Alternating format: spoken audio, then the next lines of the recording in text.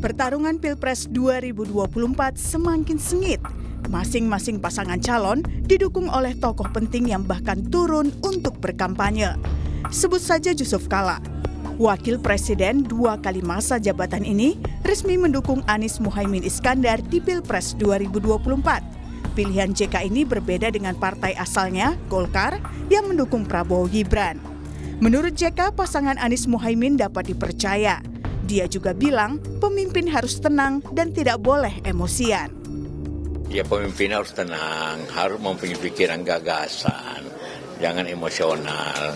Karena persoalan bangsa ini banyak. Kalau tidak tenang mempunyai pikiran, harus mengambil keputusan yang baik. Tentu pemimpin itu jangan emosional. Sementara itu pasangan Prabowo Gibran didukung penuh oleh Presiden RI ke-6 Susilo Bambang Yudhoyono. SBY yang juga Ketua Majelis Tinggi Partai Demokrat bahkan menyebut rela turun gunung untuk berkampanye bersama. Dengan izin Allah, masa Pak Prabowo untuk memimpin kita semua adalah melalui Pilpres yang akan datang. For you, saya siap turun gunung. Tak hanya SBY, pasangan Prabowo Gibran juga didukung oleh Gubernur Jawa Timur, Kofifa Indar Parawansa. Kofifa bahkan resmi menjadi juru kampanye pasangan itu. Tak kalah dukungan dari dua pasangan calon sebelumnya, pasangan Ganjar Pranowo Mahfud MD juga didukung penuh oleh Megawati Soekarno Putri.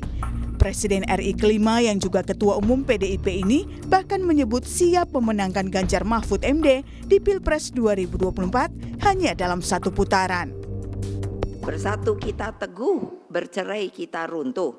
Gelorakan rasa cinta pada banteng moncong putih nomor 3 dan Ganjar Mahfud MD nomor 3. Percayalah, sekali lagi kebenaran pasti menang. Satyam Eva Jayate.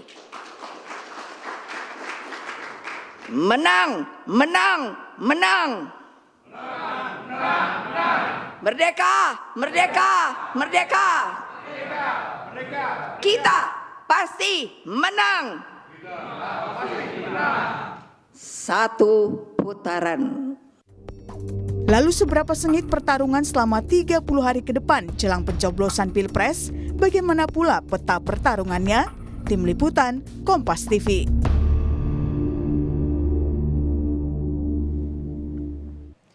Pertarungan Pilpres 2024 semakin sengit.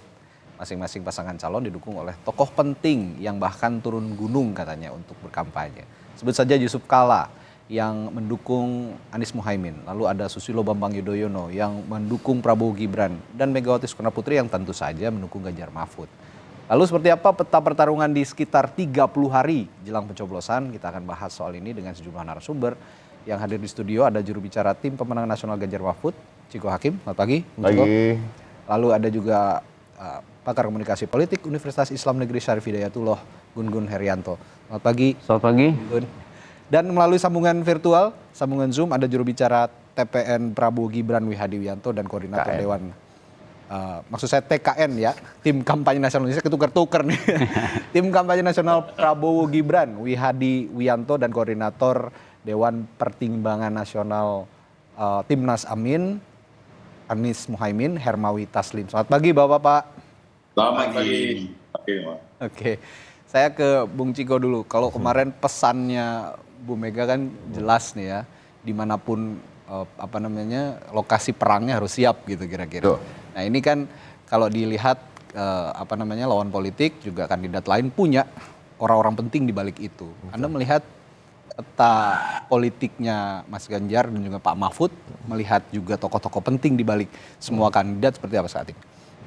Satu hal ya, bahwa kami tetap tentunya semua partai politik, semua kandidat, baik itu kita bicara capres, cawapres maupun caleg misalnya, selalu kan mendekati elit, selalu ingin ada elit-elit dan tokoh-tokoh yang mendukung mereka di setiap daerah di tempat mereka berkampanye dan lain-lain, mencari suara dan lain-lain. Tapi pada prinsipnya yang nomor satu adalah tetap capres dan cawapresnya, karena yang ada di kertas suara kan mereka. Betul. Jadi tetap kami justru memang gencar untuk mendekati elit-elit, tetapi kembali lagi yang kami lebih gencar lakukan lagi adalah memperkenalkan capres dan cawapres kita sebagai sosok yang utuh ya, karakter, kepemimpinan maupun juga visi misi dan programnya, rekam jejaknya dan lain-lain. Itu yang menjadi yang utama bagi kami. Tetapi kita juga melihat memang yang baru-baru terjadi ini kan Bu Khofifah ada di Jawa Timur ya kan, Emil Dardak. Itu justru yang bikin rame. Itu yang bikin rame. Nah, tapi gini, kembali lagi, saya selalu mengatakan siapapun tokoh itu, siapapun, termasuk kita bicara soal juru bicara lah misalnya, orang-orang yang mengkampanyekan capres maupun cawapres, itu kan seharusnya sosok-sosok dan yang punya karakter yang dekat dengan capres dan cawapresnya gitu. Nah, kemarin saya berada di stasiun TV lain, saya berbicara soal Mbak Khofifah dan Mas Emil gitu. Ini kok cocoknya dukungnya Ganjar dan Mahfud. Kenapa gitu. alasannya gitu? Lain, karakternya lain. Karakternya gitu. lain. Orang-orang yang begitu dekat dengan rakyat, dengan program-program yang begitu menyentuh rakyat.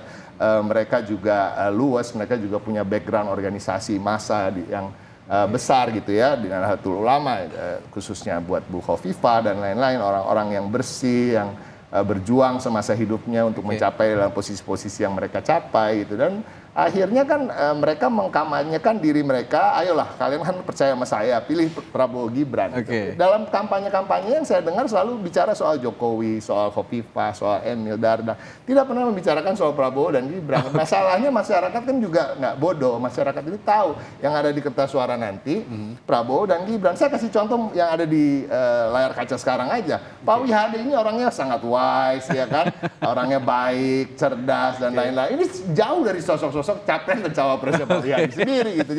Jadi menurut saya yang paling cocok adalah tetap pada akhirnya yang menentukan nanti adalah orang-orang yang sosok-sosok yang ada di kertas suara. Ya kan? Dan kami sangat percaya diri bahwa Pak Ganjar dan Pak Mahfud lah yang terbaik dan masyarakat tahu program-program yang dekat dengan rakyat ada di Ganjar Mahfud. Anda tadi mengatakan Bu Khofifah ini cocoknya ke Ganjar Mahfud, tapi kenapa akhirnya ke Prabowo Gibran? Apa nggak di-approach apa gimana? Siapa sih yang nggak mau ngelirik Bu Khofifah? Itu saya bilang, iya kan nggak ada lah, semua orang pasti ingin Bu Khofifah berada di sana. Tapi nanti soal itu biar nanti saya serahkan kepada paslon nomor urut 1 yang menjelaskan kenapa. Kenapa kok nomor 1? Nggak apa-apa, biarin aja. Biar ada.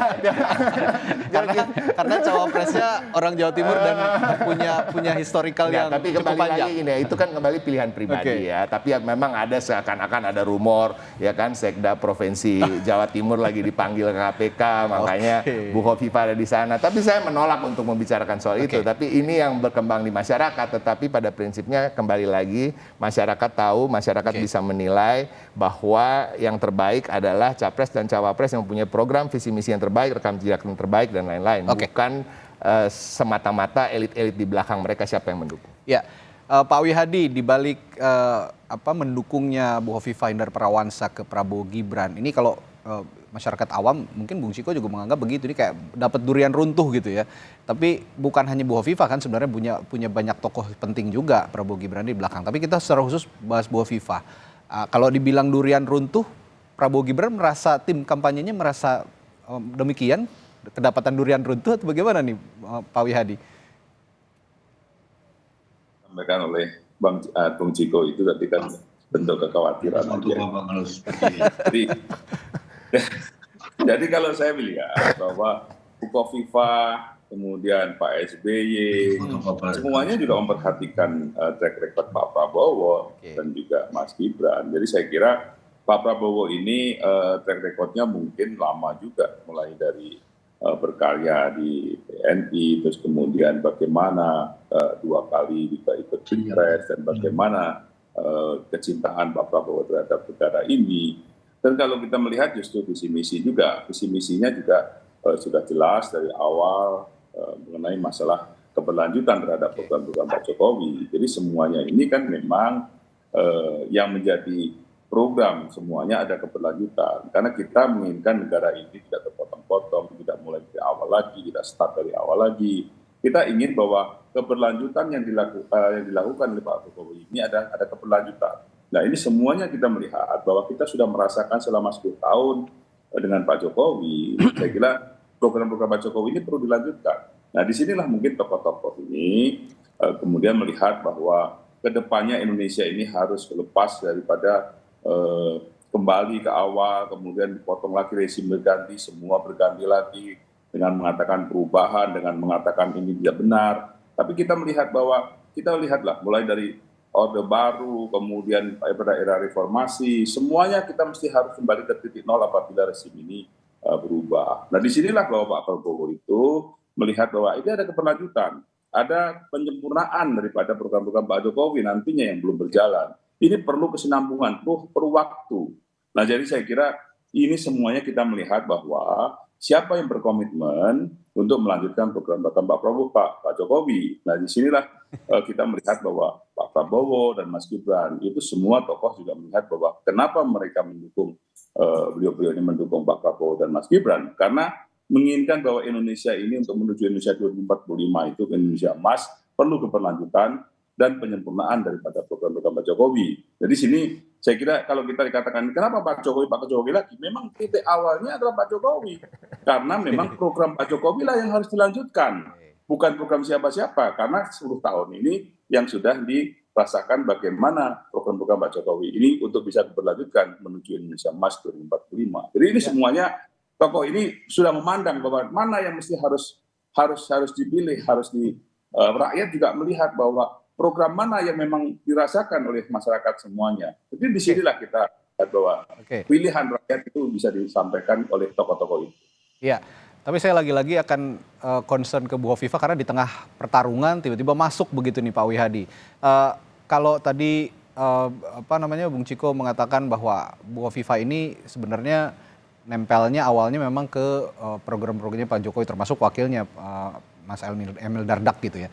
Tapi kita pengen tahu sih, meskipun kalau misalnya di politik itu sepertinya jaminan jadi kata-kata yang tidak pasti gitu ya. Kalau ada jaminan tertentu untuk Bu Hovifah bisa masuk Prabowo Gibran, saya juga agak nggak percaya kalau ada jaminan khusus. Tapi approach-nya gimana sih kok bisa dapat Bu Hovifah begitu Pak Wihadi sekarang? Jadi sebenarnya kalau kita bicara approach, tapi tentunya bahwa approach itu tentunya akan menyambung.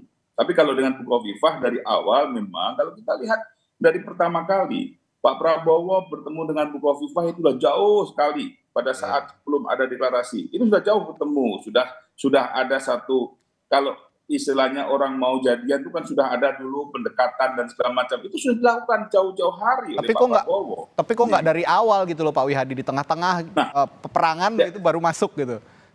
Nah disinilah permasalahannya, bahwa bagaimanapun juga Bu Hovifah itu adalah seorang yang taat hukum, karena bagaimanapun juga Bu Hovifah itu statusnya masih sebagai kepala daerah. Diperpanjang loh kepala daerah statusnya, harusnya 31 Desember jadi 13 Februari. Betul, cuman kan ini permasalahannya Pak Bu Hovifah tetap melihat bahwa ya kalau dengan 13 Februari kan cuma dekat saja, jadi boleh dong untuk itu kan. Tapi kalau jauh-jauh ini kan sangat berpengaruh. Jadi saya kira Bu Hovifah sendiri melihat bahwa apa yang dilakukan oleh Pak Prabowo, Pak Jokowi, itu kan dari awal mereka Bu Hovifah sudah bicara. Tentunya kan tidak langsung begitu saja. Ini justru ada kedewasaan dalam menentukan sikapnya. Kenapa tidak terburu-buru? Nah inilah ditunjukkan oleh Bu Hovifah. Jadi Bu Hovifah juga tidak sembrono juga, ya kan? Jadi ini benar-benar dilihat siapa memang yang akan memberikan kebaikan kepada rakyat ini. Sehingga Bu Hovifah menentukannya di akhir daripada atau di tengah-tengah peperangan istilahnya sekarang ini, melihat bahwa ini adalah memang yang paling tepat memang mendukung Pak Prabowo dan Mas Gibran. Dan jadi ini saya kira sudah tidak langsung begitu saja, tapi ini udah lama gitu kan. Sudah lama. Ya, saya ke Pak Hermawi. Pak Hermawi, tadi Bung Ciko juga sempat nyinggung ada apa nih sebenarnya kalau ngomong Bu Hovifah sama nomor 1 nih, saya juga penasaran nih jadinya. Ada Pak sebenarnya ketika Gus Muhaimin juga mengatakan bahwa sepertinya agak sentimental begitu menjawabnya bahwa nggak akan berpengaruh lah dengan adanya Hovifah di Jawa Timur, juga saya punya basis yang kuat begitu dan Anies Muhaimin akan tetap bisa menguasai Jawa Timur dengan percaya dirinya gitu ya. Gus Muhaimin mengatakan itu. Nah, sejarah historikal yang panjang antara PKB, Gus Muhaimin dan Hovifah ini apakah juga diperhitungkan dalam pertarungan Pilpres, Pak Hermawi? Iya, yang pertama saya coba tidak berbicara tentang personal karena pemilihan umum ini tidak ditentukan oleh person-person. Kita semua saling mengenal orang-orang yang sekarang ada di belakang 01, 02, dan 03. Masing-masing punya reputasi sendiri. Saya juga mengenal Kofifa sejak tahun 1993, sama-sama studi di UI. Tapi bukan itu poinnya. Oke. Seperti yang barusan kita dengar dari Pak Wihadi, sebenarnya yang capres ini siapa? Pak Jokowi atau Pak Prabowo? Karena tadi Pak Wihadi juga lebih banyak berbicara tentang Pak Jokowi daripada Pak Prabowo. Itu poin yang pertama. Yang kedua, kalau kita lihat tren, ini kan 01 terus menaik ini. Dari survei ke survei, walaupun banyak survei sekarang yang diragukan kredibilitasnya, yang diragukan reputasinya, tetapi kami juga secara internal punya survei sendiri, memang lebih kurang seperti itu. Nah, masing-masing paslon tentu ingin memenangkan pertarungan ini dengan menampilkan tokoh-tokoh besar. Pak JK 2 hari yang lalu di Jawa Timur itu konsolidasi khususnya di kalangan Nahdlatul Ulama, jangan lupa karena beliau juga lama jadi Mustasar NU. Jadi semua ini punya rekam jejak yang baik, ya. Tadi semua sudah dijelaskan, dan bagi kami ini biasa saja. Oleh karena itu tidak usah kita coba mengurangi bicara tentang hal-hal yang sifatnya personal. Pilpres ini jauh lebih besar daripada orang per orang, ya. Kofifa atau siapapun bagi kita itu biasa saja. Yang dikatakan oleh Pak Muhaimin berbicara sebagai orang Jawa Timur, yang dia lahir dan besar juga di sana, jadi dia juga mengerti. Dia juga cucu cicit pendiri NU, jadi masing-masing punya reputasi. Nah, bagi kami itu biasa saja. Yang penting kita lalui semua tahapan ini untuk menjadikan pemilu 2024 ini sebagai pemilu yang paling bermartabat, terhormat, terhindar dari kecurangan. Jujur dan adil itu tidak di atas kertas. Jujur dan adil itu harus nyata. Ini momentum kita untuk memberi pelajaran yang berharga buat masyarakat. Rakyat pintar, mereka cerdas melakukan perlawanan dengan cara-caranya sendiri. Yang paling penting buat kita bertiga ini adalah pemilu ini harus menjadi pemilu yang terbaik. Hasilnya itu tidak diragukan kredibilitasnya. Jadi harus dihindari segala macam bentuk kecurangan dan menghalalkan segala cara. Kami sudah mengalami berbagai macam sejak deklarasi Anies oleh Partai Nasdem 2 Oktober. 3 Oktober 2022 kami membawa Anies dari Aceh sampai Papua. Itu berbagai tantangan kita hadapi saja. Kita anggap itu vitamin. Karena memang antara di atas dan di bawah kan berbeda-beda. Pernyataan di atas dengan implementasi di bawah berbeda-beda. Tetapi jangan berlebihan, jangan keterlaluan. Karena batas kesabaran rakyat juga ada. Saya kira begitu. Pak Hermawi, Anda mengatakan bahwa buat Timnas Amin sebenarnya tokoh-tokoh ini tidak terlalu penting, tapi yang penting itu adalah memang sosok capres-cawapresnya yang bisa membawa ya kalau Amin mengatakan perubahan begitu ya untuk bangsa dan negara. Tapi begini Pak Hermawi, masalahnya masyarakat kita juga masih melihat sosok begitu kadang-kadang. Ini penting juga bahwa misalnya benar masyarakat kita masih melihat sosok tapi gitu, yang ada. Termasuk Pak Yusuf Kalla kemarin kan juga masyarakat begitu Pak Yusuf Kalla datang ke Jawa Timur. Jangan lupa makin lama dari pemilu rakyat semakin cerdas. Sosok penting, tetapi visi misi kesatuan pandang sebagai Indonesia yang utuh itu jauh lebih penting. Apa artinya menang pemilu dengan segala kecurangan misalnya? Apa artinya menang pemilu kalau rakyat akhirnya berkelahi di bawah? Kita masih ingat 5 tahun yang lalu bagaimana ada paslon yang mengkapitalisasikan agama yang sampai sekarang efeknya kita masih rasakan. Baik, saya ke Kang Gun-Gun. Kang, kalau kata Pak Hermawi sosok juga tidak terlalu penting, tapi ya punya peran juga yang sangat baik begitu untuk mengedukasi masyarakat, termasuk juga untuk menarik minat masyarakat memilih salah satu kandidat begitu. Nah, kira-kira dari dibalik sosok-sosok ini, saya lihat kalau Pak Ganjar Mahfud kan sudah barang tentu ya Bu Mega berada di balik itu yang paling besar. Lalu juga Anies Muhaimin, sosok besarnya adalah Pak Yusuf Kalla. Nah, sosoknya Prabowo Gibran ini kemarin juga sempat dikait-kaitkan dengan Pak Jokowi. Dan tadi Pak Hermawi juga menyinggung bahwa ini capresnya siapa sih, Pak Jokowi atau Prabowo gitu ya, karena sangat lekat sekali mengait-ngaitkan dengan Pak Jokowi. Kalau Anda melihat memang Mungkin begini, pertarungannya, saya sedikit ya sebentar, Jadi, sebentar saya kasih kesempatan dulu ya. Pak.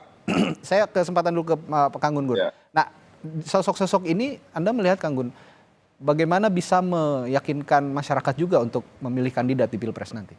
Iya, ini kan namanya strategi kekuatan rujukan atau reference power ya dalam persuasi terutama di basis teritorial.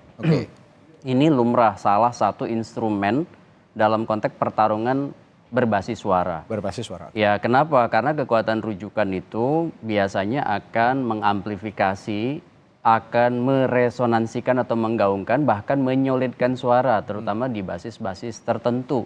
Contoh misalnya Jawa itu kunci, karena 115 juta pemilih dari 204 juta itu ada di Jawa. Ya. Jawa Barat contoh misalnya 35,8 juta. Jawa Timur di mana tadi perbincangan tentang Hopipah itu menjadi sangat menentukan kenapa ada 31 juta pemilih di situ.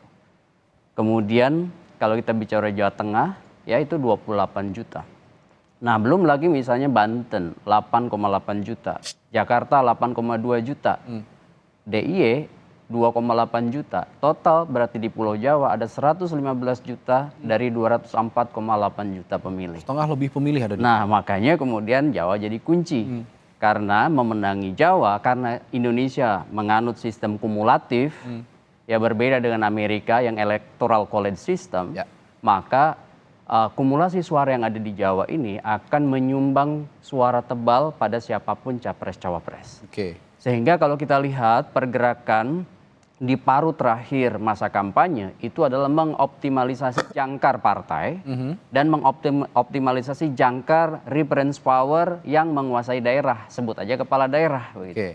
Hopipah adalah kepala daerah di salah satu battleground Jawa Timur dengan 31 juta pemilih, sehingga kemudian pasti ya seperti Kang Emil misalnya di Jawa Barat dipersuasi untuk menggarap Jawa Barat secara optimal. Bu Hovifah, Emil Dardak itu jangkar daerah. Sementara jangkar partai seperti Pak SBY dan tentu juga tokoh-tokoh partai lain yang mungkin sebagian kemarin juga secara expose itu diperlihatkan oleh Pak Jokowi bertemu dengan beberapa partai, ya kan? Nah ini konteksnya adalah menurut saya berupaya untuk menjaga basis suara di daerah-daerah terutama battleground utama. Jadi di battleground utama. Nah tapi kalau secara umum begitu, tadi juga kita lihat ada Pak Yusuf Kalla yang notabene bukan orang Jawa sebenarnya gitu kan. Dia orang Sulawesi tapi mendekat ke Anies Muhaimin dan masuk di wilayah Jawa Timur. Apa yang pesan yang Anda lihat dari seorang Yusuf Kalla yang mendampingi Gus Muhaimin di Jawa Timur? Pertama Pak Yusuf Kalla itu kan lama dalam konteks menjadi tokoh ya dan sampai hari ini menurut saya masih menjadi tokoh yang kemudian menjadi rujukan juga gitu ya. Sehingga kemudian selain wilayah timur tentu ya di mana Pak JK berasal dan selalu kemudian jadi pertimbangan kekuatan rujukan itu salah satu itu wilayah timur kan. Itu juga posisinya sebagai tokoh nasional dan karena sudah eksplisit ya untuk kemudian berada dalam konteks ya mendukung pasangan nomor 1, maka kemudian itu kan betul-betul dioptimalkan di paruh terakhir kampanye untuk kemudian menjadi semacam penguat. Ya namanya persuasi kan, persuasi itu ya masyarakat kita masih masyarakat sebagian diantaranya patron klaim ya. Dari piramida pemilih itu kan kita bisa lihat elit itu kecil persentasenya, tidak lebih dari 15%. Selebihnya itu atentif publik, ya kemudian di bawah yang besar, separuh lebih itu namanya masyarakat awam atau masyarakat yang kerap kali melihat tokoh atau sosok. Tapi tidak sekedar tokoh atau sosok, melainkan juga penguasaan yang disebut dan basis-basis teritori yang disebut dan canvassing atau micro targeting atau sebut aja door to door campaign, kampanye yang basisnya adalah dari satu area, dari rumah ke rumah, dari tempat strategis, dari komunitas begitu. Nah ini sepertinya tadi Pak Wihadi juga akan ada yang akan disampaikan sesuatu. Iya, jadi begini, saya hanya meluruskan bahwa kenapa kita menyebut Pak Jokowi? Karena memang kita ini mempunyai visi misi adalah melanjutkan program-program Pak Jokowi. Jadi memang bukan berarti bahwa kita selalu dianalogikan bahwa seakan-akan Pak Jokowi. Kenapa kita selalu menyebut Pak Jokowi? Karena memang basisnya adalah kita ini melanjutkan programnya Pak Jokowi. Jadi kita menyebut Pak Jokowi masa nggak boleh gitu kalau kita memang kita mau melanjutkan daripada programnya Pak Jokowi gitu loh. Itu aja saya hanya sedikit meluruskan situ saja. Jadi bukan semata-mata ini capresnya siapa sih, Pak Jokowi atau Pak Prabowo gitu. Udah 20 kali disebut nama Pak Jokowi sama Pak Wihadi hari ini. Loh, ya kan?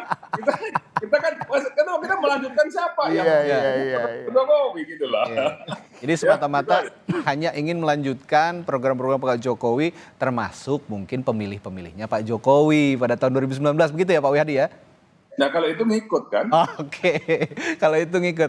Baik, nah setelah jeda ini juga menarik. Benar apa tidak bahwa seorang Joko Widodo yang saat ini dikait-kaitkan terus dengan pasangan calon nomor urut 2 gitu Prabowo Gibran bisa membawa basis suaranya juga untuk Prabowo Gibran. Kita akan bahas sama-sama nanti di Sapa Indonesia Pagi setelah jeda sesaat lagi. Tetaplah bersama kami.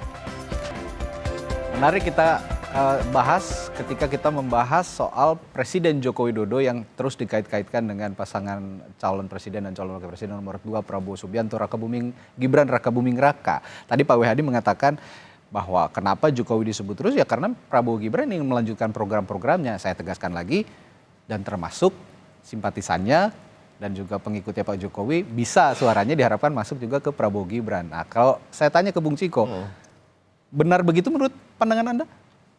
Bisa benar bisa tidak. Tapi kan itu yang disampaikan Pak Wihadi ya. Kalau bicara soal mengawal programnya Pak Jokowi selama ini kan menteri yang paling banyak kan dari Partai Demokrasi Indonesia Perjuangan gitu ya. Sampai hari ini juga masih ada di sana dan masih solid menjadi pembantu-pembantu presiden. Dan kita tidak dan Bu Mega sendiri sudah berpesan bahwa harus terus menyelesaikan periode ini. Ya, semua menteri-menteri. Nah, itu yang pertama. Yang kedua kalau kita bicara tokoh tadi ya. Kita bicara tokoh ini kan tokoh ada yang makro, ada yang mikro. Ada yang di tataran elit nasional, elit provinsi, sampai elit kabupaten. Nah kami sangat percaya diri kalau bicara soal Jawa Timur gitu ya. PDI Perjuangan ini punya kepala daerah di 10 kabupaten kota gitu ya. Yang terpadat di situ. Justru peran yang mikro itu yang ini kan juga tokoh ketokohan dan mereka sangat populer di daerahnya masing-masing. Selain itu juga ada mesin politik PDI Perjuangan yang kita lihat di berbagai survei gitu. Survei-survei ini mau yang dibayar siapapun nggak bisa bohong soal kekuatan PDI Perjuangan termasuk di Jawa Timur. Sampai hari ini semua masih mengatakan PDI Perjuangan adalah pemenang, partai politik pemenang di Jawa Timur. Nah ini yang tetap akan kita mempunyai kepercayaan diri situ bahwa kemenangan itu berasal dari akar rumput. Gitu. Walaupun elit itu memang punya pengaruh, tetapi memang akar rumput yang lebih menentukan. Nah tentunya kita bicara soal tokoh-tokoh nih yang sekarang sedang bergabung dan lain. Tapi kemarin ini ada tokoh-tokoh yang menghadap ke Pak Wapres Ma'ruf Amin gitu. Gelisah dengan keadaan pemilu ini. Gelisah dengan carut-marutnya demokrasi di Indonesia ini. Itu dikatakan pada saat HUT PDIP kemarin oleh Pak Ma'ruf kepada Bu Mega. Ada kegelisahan seperti itu. Oh iya, adalah pembicaraan-pembicaraan seperti itu. Tapi kan ada tokoh-tokoh yang datang ya, termasuk Pak Syihab gitu ya, dan lain-lain. Nah ini yang kita juga harus lihat dan masyarakat juga melihat. Tapi kembali lagi, Pak Wihadi dari tadi saya udah hitungin Pak Wihadi, kalau nggak salah 23 kali sebut nama Pak Jokowi. Nama Pak Prabowo-nya cuma sedikit. Nah ini yang juga masyarakat bisa melihat bahwa karakter kepemimpinan itu nggak bisa begitu aja diturunkan, ya kan? Bahkan seorang Gibran pun bukan bapaknya, karena mereka berangkat dari keluarga yang berbeda. Kalau kita mau jujur, ya kan, Pak Jokowi ini pernah tinggal di bantaran sungai, ya kan, pernah hidup melarat, ya kan, berjuang untuk mencapai apa yang dia capai. Gibran ini kan dari lahir udah jadi anak pengusaha mebel kaya, udah jadi anak presiden dan lain-lain. Dia tidak dekat dengan rakyat dan lain-lain. Begitu juga Pak Prabowo dengan segala pengalamannya, with all due respect gitu ya, tapi kan dia juga mantunya presiden dan lain-lain. Nah ini terlihat ketika debat kemarin Pak Prabowo itu sudah lama tidak bisa dibilangin sama orang, udah lama nggak bisa di-feeding oleh tim, sehingga apa yang ada di pikirannya itu dia merasa dia yang paling benar. Akhirnya dia berhenti belajar soal Kementerian Pertahanan di tahun 90-an gitu, sehingga tidak keluar gitu kecakapan beliau yang dibutuhkan masyarakat. Tapi itu yang dilihat masyarakat. Masyarakat tetap akan melihat sosok-sosok presiden maupun wakil presiden, bukan sosok-sosok di balik itu. Tetap penting, tetapi nomor satu adalah mereka-mereka yang ada di kertas suara. Oke, mereka yang ada di kertas suara. Tadi juga Pak Wihadi mengemukakan seperti itu.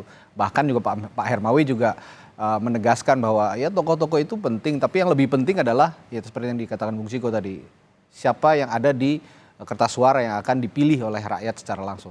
Pak Hermawi, tapi kalau melihat lawan-lawan politik Anda begitu ya dari 02 dan 03 gitu kan, ini tokoh-tokohnya begitu besar gitu. Bahkan kalau 02 sepertinya cenderung lengkap ini di Jawa. Kalau di Jawa Timur ada Bu Hovifah, Jawa Barat ada Pak Ridwan Kamil. Kalau Jawa Tengah kita tahu sendiri Pak Presiden berasal dari Jawa Tengah dan dikait-kaitkan terus gitu ya dari awal kepada pasangan 02. Anda melihat Anies Muhaimin tidak gentar melihat hal ini? Pak Ya, Hermawi? jadi yang pertama harus diingat, kami salah satu koalisi kami adalah PKB. Ya. PKB itu punya basis utama se-Indonesia itu di Jawa Timur. Betul. Kami punya ribuan kiai kampung yang sudah ditemui baik oleh Pak Anies maupun oleh Pak Muhaimin. Kita terus berkonsolidasi dan pada akhirnya kalau tadi Anda mengemukakan Pak Gun-Gun mengemukakan teori patron, yang dijadikan patron itu orang terdekat. Oke. Apalagi dalam semangat Nahdien ke-NU-an, saya 8 tahun ikut Gus Dur, sedikit tahu banyak. Yang terdekat itu struktur, jadi ada tradisional, ada struktural. Yang tradisional ini biasanya lebih lekat. Kita kalau masih mau percaya kepada survei, kita lihat saja survei-survei. Jadi apa yang dikatakan oleh Pak Muhaimin itu benar. Saya ingin menguatkan apa yang dikatakan oleh Pak Muhaimin. Kita optimis di Jawa Timur karena struktur kita juga sampai ke bawah. Ya. PKB terutama ya, 3 partai dan terutama PKB itu sampai ke akar rumput dan sering-sering terjadi pertautan antara struktur Nahdlatul Ulama dengan PKB. Ya. Memang di PKB itu banyak tokoh yang afiliasi politiknya kemana-mana, tetapi poin saya NU dan PKB di Jawa Timur itu bisa dikatakan hampir menyatu. Oke. Oleh karena itu kami optimis Jawa Timur akan menjadi salah satu lahan kami. Itu yang juga kemarin dilakukan oleh PKB ketika mendatangkan Pak JK. Itu yang datang itu semuanya itu adalah tokoh-tokoh akar rumput. Ya. Dan jangan etalase tokoh penting menurut saya, seperti tadi dikatakan Pak Wihadi dan Pak Ciko. Tetapi rakyat ini sudah cerdas. Coba kita lihat bagaimana perlawanan-perlawanan yang dilakukan oleh rakyat kecil atas tindakan-tindakan yang tidak benar saat ini. Kita lihat dari pagi sampai malam di WA kita itu kan banyak. Tapi biar saja waktu yang menentukan, biar saja 14 Februari yang menentukan, tetapi kami optimis. Ya. Bagi kami kebesaran tokoh-tokoh di belakangnya bukan untuk dipamerkan, tapi untuk memberi feeding. Misalnya ketika perdebatan ketiga kemarin, itu ada 4 tim yang membackup Pak Muhaimin, Pak Anies. Ada 1 tim intelijen dipimpin oleh Pak Sutioso. Kami nggak gembar-gembor, tetapi masukan-masukannya nyata. Ada para mantan duta besar dan seterusnya seperti itu. Jadi orang-orang besar itu kita lebih banyak ambil pengalamannya daripada kita bikin dia sebagai etalase. Bagi kami begitu cara pandangnya. Baik. Nah, tapi kami optimis Jawa Timur akan menjadi salah satu ladang panen kami pada Pilpres yang akan datang. Oke, saya ke Kang Gun-Gun. Kang Gun-Gun, saya punya 3 pertanyaan yang menarik untuk sepertinya menarik untuk ditanyakan begitu ya. Yang pertama soal Pak Jokowi yang melekat dengan 02 begitu. Kata Pak Wihadi tadi memang yang diambil kan memang program-program Pak Jokowi yang akan diberlanjutkan. Tapi saya menekankan juga tadi bahwa plus ada pendukung-pendukungnya Pak Jokowi yang juga diharapkan bisa mengalir dukungannya ke 02. Ada juga soal ketokohan Anies Baswedan dan Muhaimin Iskandar yang sepertinya lebih dominan dibandingkan tokoh-tokoh besar di baliknya. Nah, yang ingin saya tanyakan, yang pertama tadi soal Pak Jokowi. Melekatnya Pak Jokowi ke 02 kalau dikait-kaitkan, memang bisa mengalirkan suara langsung ke 02 seperti yang diprediksi publik atau seperti apa kira-kira? Iya, memang begini, basis pendukung Pak Jokowi itu kan sudah cukup lama melekat pada sosok Pak Jokowi karena beliau 2 kali ikut pemilu 2014, 2019. Ya. Dengan kemudian ada namanya reinforcement atau peneguhan dengan model kinerja yang approval ratingnya masih tinggi begitu ya. Dan itu menurut saya memang punya potensi untuk kemudian dipersuasi ada namanya migrasi atau shifting dari Jokowi ke sosok lain kan begitu.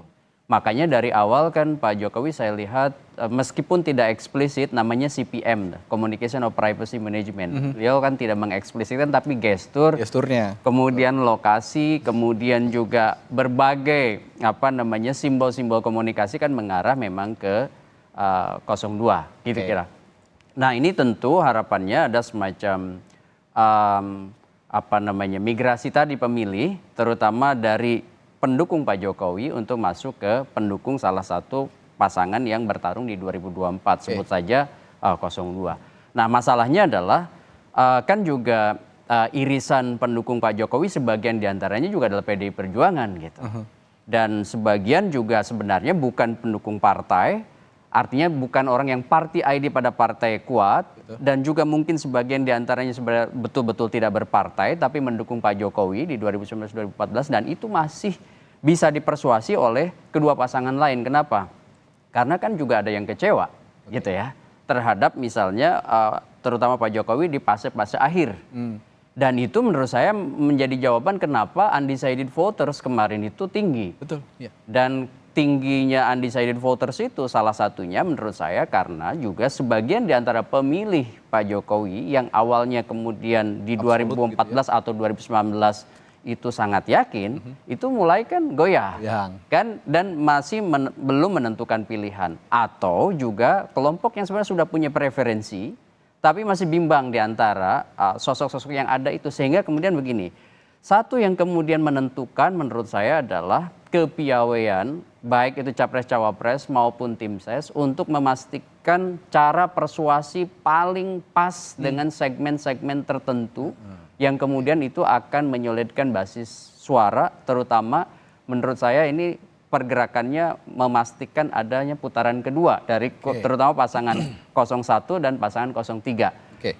Kalau misalnya tidak, maka bisa saja itu kemudian narasi satu putaran itu mewujud. Tetapi dalam hitungan saya, dari beragam simulasi, itu sudah sangat sulit untuk mencapai probabilitas perolehan suara langsung menang satu putaran.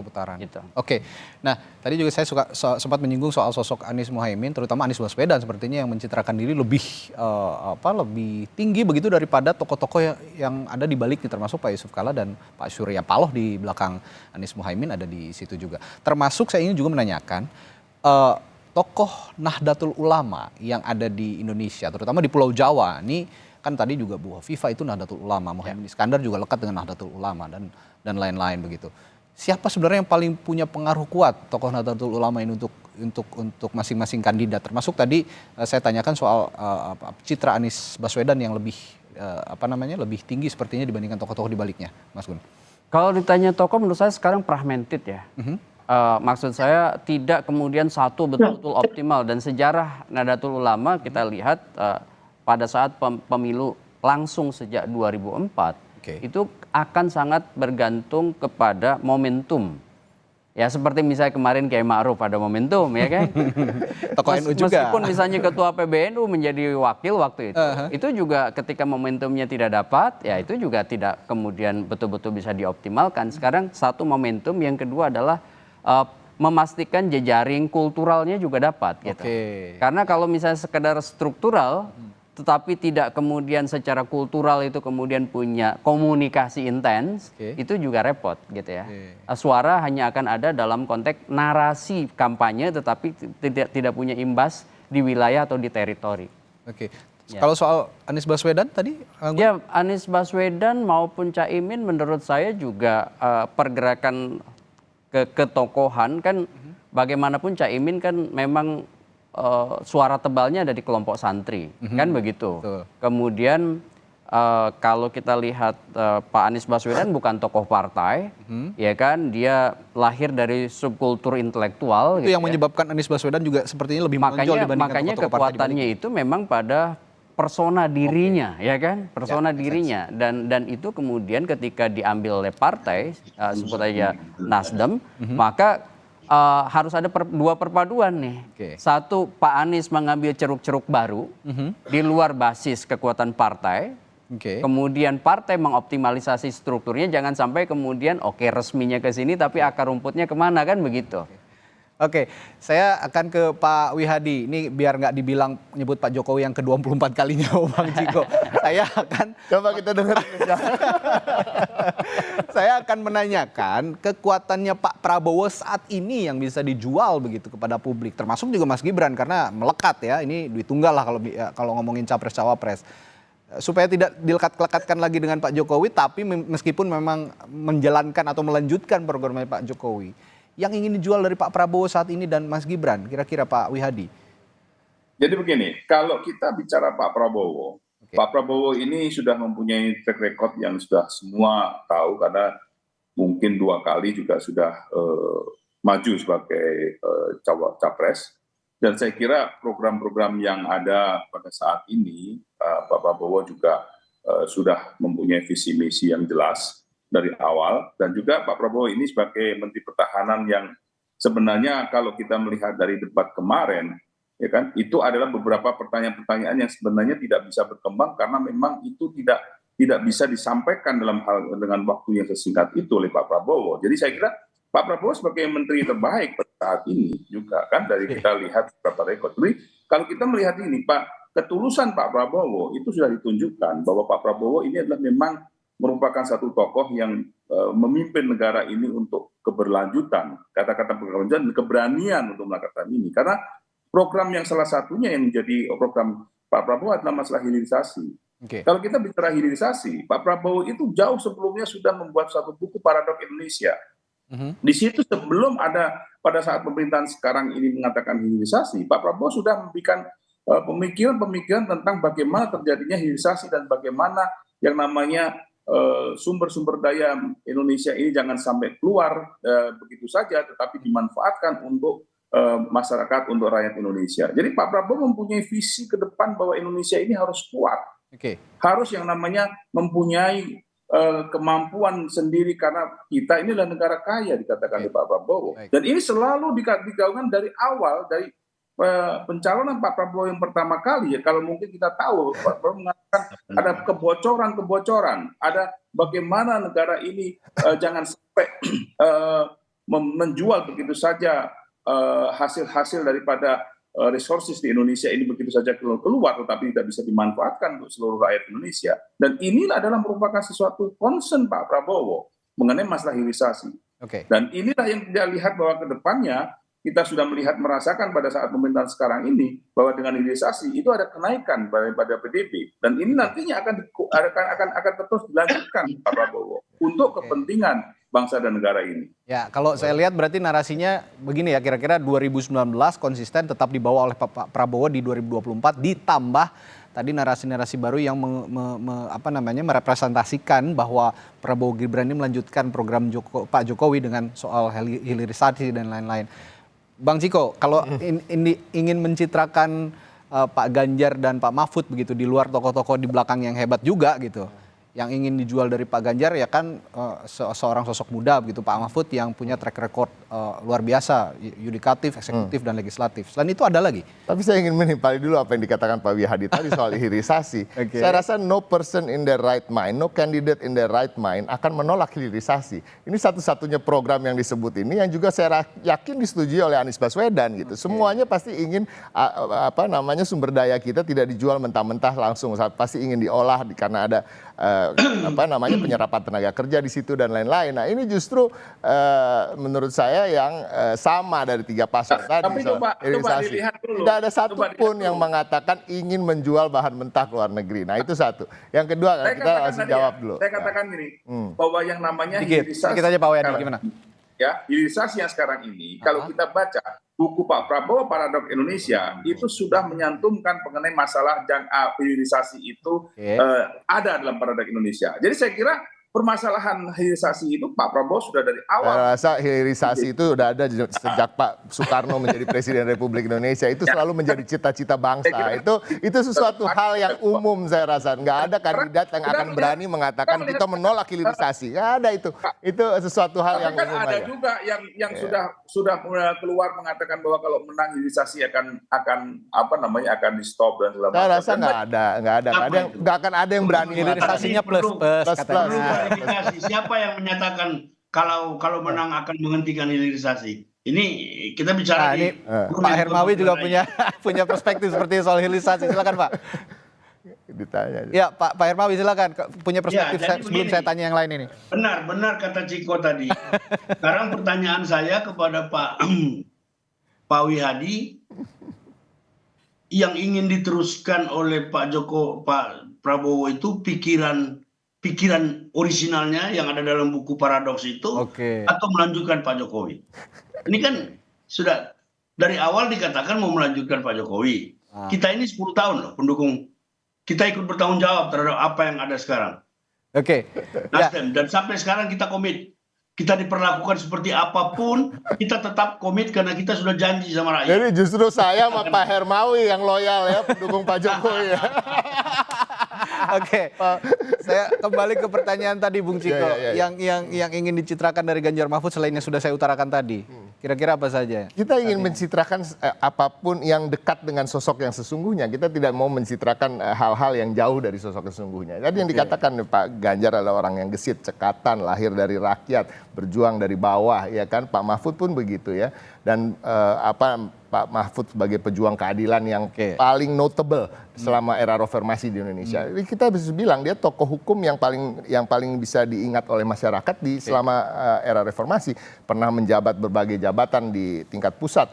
Sementara Pak Ganjar sendiri pernah 2 kali menjadi gubernur Jawa Tengah dan berhasil mengurangi angka kemiskinan di Jawa Tengah, bahkan pengurangan itu tertinggi dibanding provinsi-provinsi lain. Jadi ada prestasi-prestasi yang terukur dan jelas. Kalau kita bicara soal Pak Prabowo tadi ya, mohon maaf nih, kalau kita bicara prestasi, bicara pengalaman, yes ada pengalaman. Tapi apakah Menteri terbaik loh kata Pak? Yes ada pengalaman, tapi apakah semua pengalaman berbuah prestasi itu patut dipertanyakan. Kita bicara soal Kementerian Pertahanan kalau dibilang menteri terbaik. Tunggu, menteri terbaik, tapi Pak Prabowo itu selain tidak menyampaikan apa-apa pada debat, tapi ketika dia menyampaikan sesuatu justru excuse ada COVID, ada tidak turunnya anggaran dari Bu Sri Mulyani. Artinya kan dia mengakui ada underperformance di Kementerian Pertahanan. Kalau tidak mengakui ada underperformance, dia tidak mungkin menyalahkan COVID dan Bu Sri Mulyani. Nah itu yang harus diingat, masyarakat pun melihat itu semua.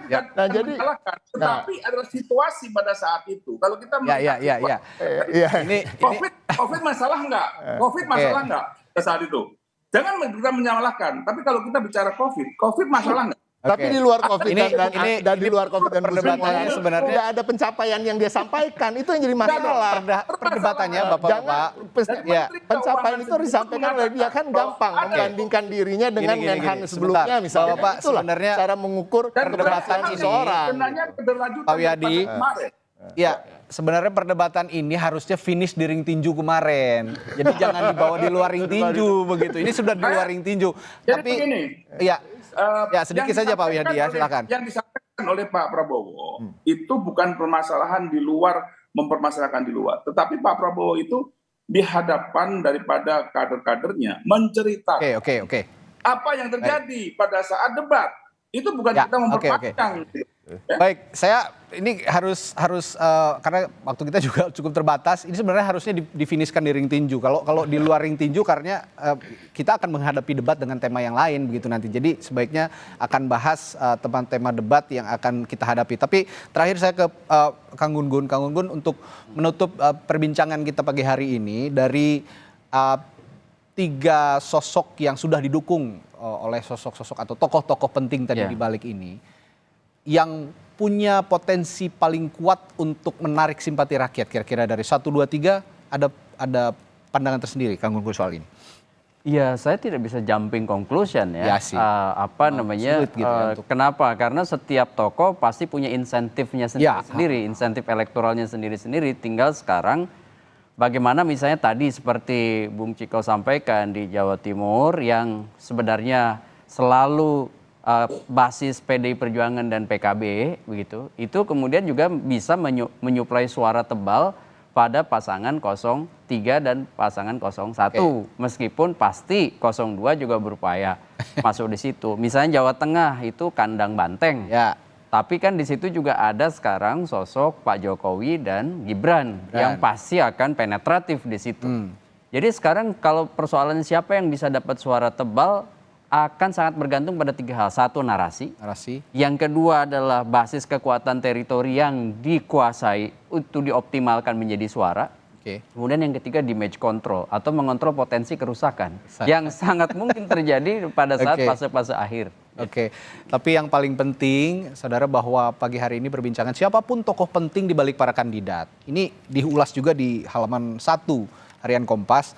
Para tokoh ini bisa tetap menjaga transisi kepemimpinan ini dengan damai, dengan adil dan bermartabat. Siapapun pemenangnya ya rekonsiliasi penting untuk menjalankan ketatanegaraan ke depan yang lebih baik untuk kepentingan bangsa dan negara.